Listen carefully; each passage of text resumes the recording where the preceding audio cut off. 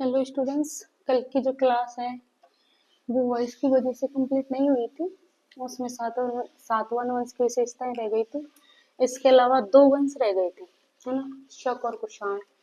तो उनके बारे में आज पढ़ लेते हैं।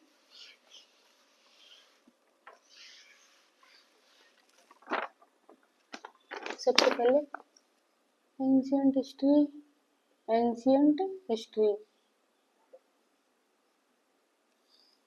इसमें जो आज पढ़ेंगे सातवां वंश की विशेषताएं।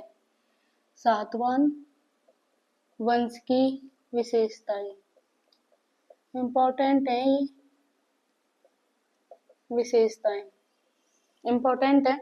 इनकी जो राजधानी थी प्रतिष्ठान थी। राजधानी प्रतिष्ठान। सातवाहनों की जो राजधानी थी प्रतिष्ठान या पैठन। पैठन, ठीक है। पुराणों में इन्हें आंध्र भृत्य कहा गया है, सातवाहनों को, ठीक है। मात्र सत्तात्मक समाज था।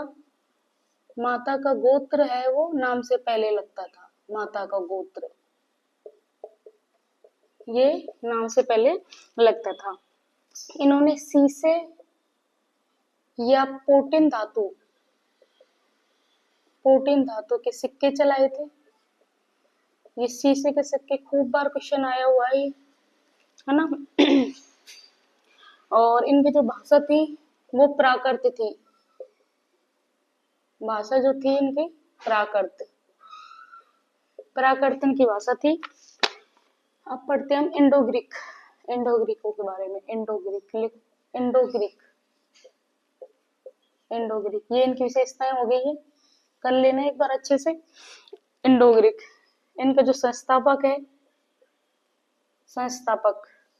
वो है डेमीट्रियस। ये संस्थापक है। और इनकी जो राजधानी है वो तक्षशिला है। राजधानी तक्षशिला, ये इनकी कैपिटल है। मेनांडर ने सर्वप्रथम सोने के सिक्कों का अंकन करवाया था। कौन था? मेनांडर। इन्होंने सर्वप्रथम सोने के सिक्कों का अंकन करवाया था, ठीक है।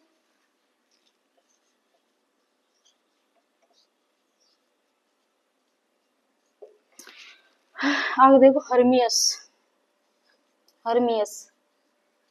हर्मियस ये इंडोग्रीक अंतिम इंडो ग्रीक शासक है।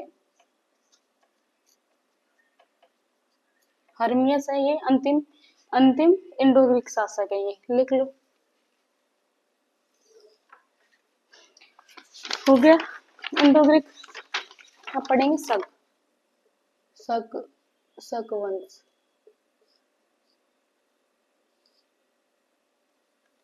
शक वंश है ना। शक है ये मध्य एशिया की बर्बर जाति थी। मध्य एशिया की बर्बर जाति थी। शक है ये दो भागों में डिवाइड थे। उत्तरी शक अलग थे। उत्तरी शक और पश्चिमी शक। यहाँ पे भी ये दो शाखा है इनकी, दो जगह, तक्षशिला और मथुरा। उत्तरी शक तक्षशिला में और मथुरा में थे। और जो पश्चिमी शक है ये उज्जैन और नासिक,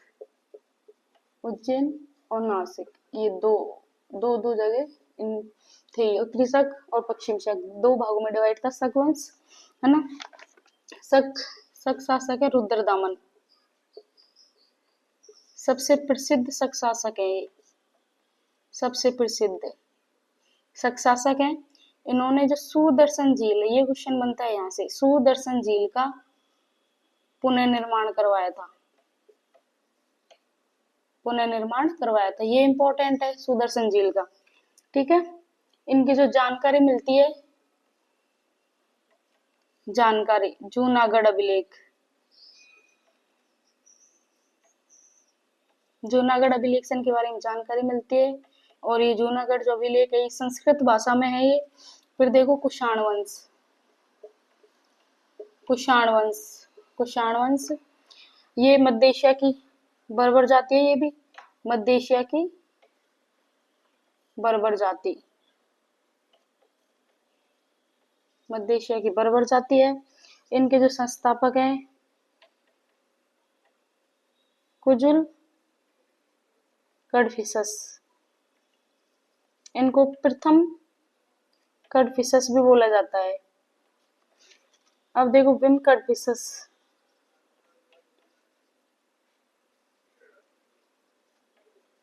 भारत में कुषाण वंश का संस्थापक था ये, संस्थापक था। तो जो कल की क्लास है वो कंप्लीट हो गई है।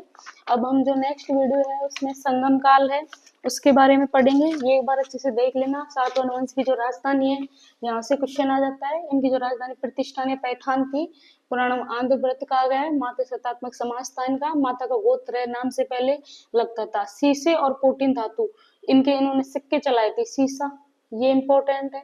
और भाषा इनकी प्राकृति इंडो ग्रीक है। इनके संस्थापक डेमेट्रियस है। राजधानी तक्षशिला है। मेनांडर ने सोने के सिक्कों का अंकन करवाया था, ये भी इंपॉर्टेंट है ये पॉइंट।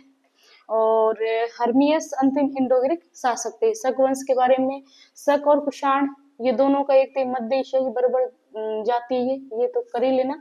ये इनकी ये शाखा है और ये जगह है तक्षशिला, मथुरा, उज्जैन और नासिक। रुद्रदामन इसका ये इंपॉर्टेंट पॉइंट है, इन्होंने सुदर्शन झील इसका पुनर्निर्माण करवाया था।